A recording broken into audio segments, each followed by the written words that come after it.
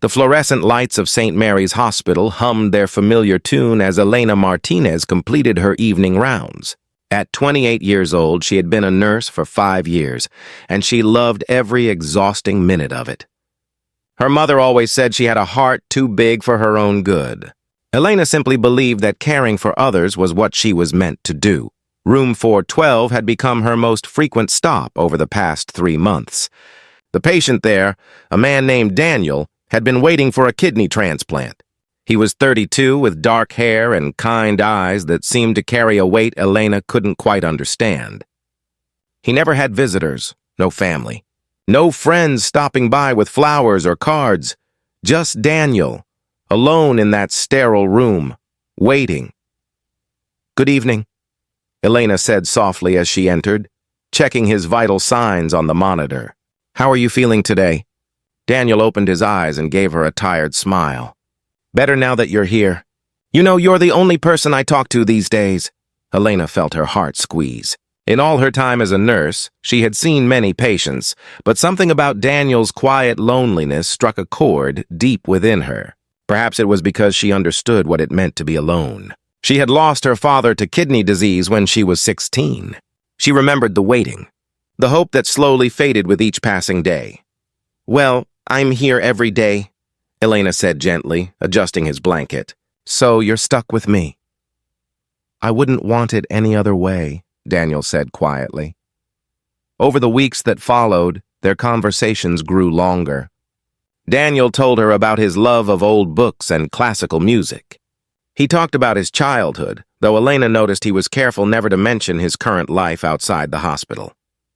When she asked what he did for work, he simply said he worked in business and quickly changed the subject. Elena didn't push. Everyone had their privacy, and she respected that. What Daniel didn't know was that Elena had made a decision 3 weeks ago. A decision that kept her up at night, but one she knew in her bones was right. She had gone through the testing quietly during her days off. The results had come back, and they were a match. A perfect match. She was going to give Daniel her kidney. Her mother had cried when Elena told her. "Mia, you barely know this man. What if you need that kidney someday? What if your own children need it?" But Elena had held her mother's hands and said what she truly believed. "Mama, Papa died waiting for a kidney. I watched him fade away day by day. If I can save someone from that fate, if I can give someone the chance Papa never got, then I have to do it. This is why I became a nurse." Her mother had pulled her close and whispered, "Your father would be so proud of you." The day Elena told Daniel, she found him staring out the window at the city below. The sunset painted the sky in shades of orange and pink. "Daniel," she said softly, her heart pounding, "I need to tell you something." He turned to look at her, and something in her expression made him sit up straighter. "I've been tested," Elena said, her voice steady despite her nerves. "I'm a match. I'm going to give you one of my kidneys." The color drained from Daniel's face.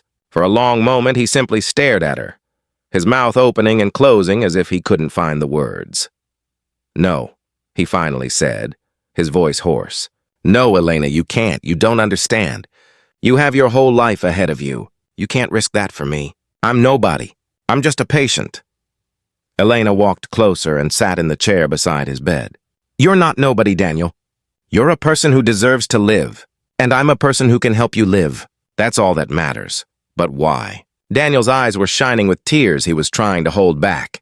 "Why would you do this for a stranger?" Elena thought of her father. She thought of all the patients she had held hands with as they took their last breaths. She thought of every moment that had led her to nursing, to this hospital, to this room. "Because someone should have been able to do this for my father," she said softly. "Because kindness isn't about what someone can give you in return. It's about what you can give when someone needs it most." Daniel turned away, his shoulders shaking. When he finally looked back at her, tears were streaming down his face. "I don't deserve this. I don't deserve you." "Everyone deserves a chance at life," Elena said firmly. "Even lonely patients in room 412 who won't tell me anything about their lives outside these walls." A broken laugh escaped Daniel. "There's a reason for that." "I'm sure there is," Elena said. "But it doesn't change my decision. The surgery is scheduled for next week. The surgery went well. Elena woke up in recovery with a dull ache in her side and the knowledge that somewhere in this hospital, Daniel was waking up too. Waking up with a kidney that worked. Waking up with a future. Her mother was there, holding her hand. "The doctor says you did beautifully. And the patient is doing very well." "Good," Elena whispered, closing her eyes with relief. "That's good." It was 3 days before she was strong enough to visit Daniel.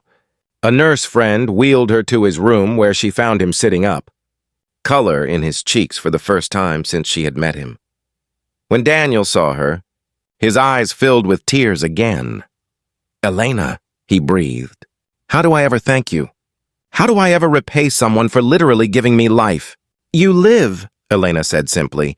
"You live well and you live fully. That's all the thanks I need." Daniel looked down at his hands, and when he looked back up, there was something different in his expression, something vulnerable and honest. "I need to tell you the truth," he said quietly. "About who I am." Elena waited, curious but patient. "My name is Daniel Thornton. I'm the CEO of Thornton Industries. We manufacture medical equipment. I have a penthouse in the city and more money than I could spend in 10 lifetimes." He paused, his voice breaking. "And I have been the loneliest person you could ever imagine." Elena blinked, processing this information. Thornton Industries. She had seen their name on half the equipment in this very hospital. "When I got sick," Daniel continued, "I made a decision. I checked into this hospital under just my first name. I didn't tell anyone who I was.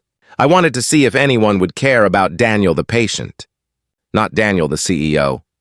I wanted to know if I mattered as a person, not as a bank account."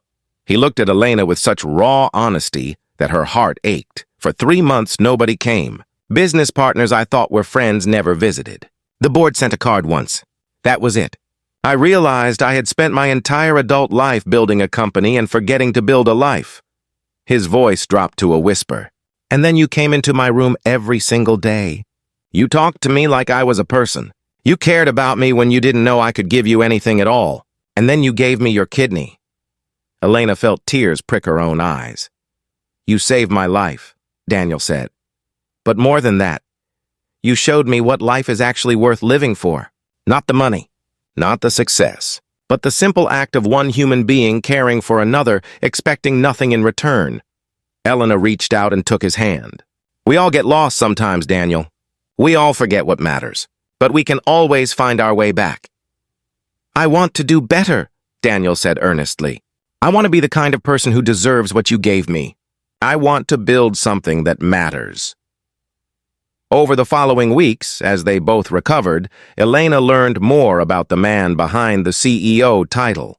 Daniel told her about his childhood, about losing his parents young and throwing himself into work to avoid the grief, about building an empire but forgetting to build friendships, about the wake-up call that kidney failure had given him, and Elena told him about her father, about why she became a nurse, about her belief that we are all connected by our shared humanity.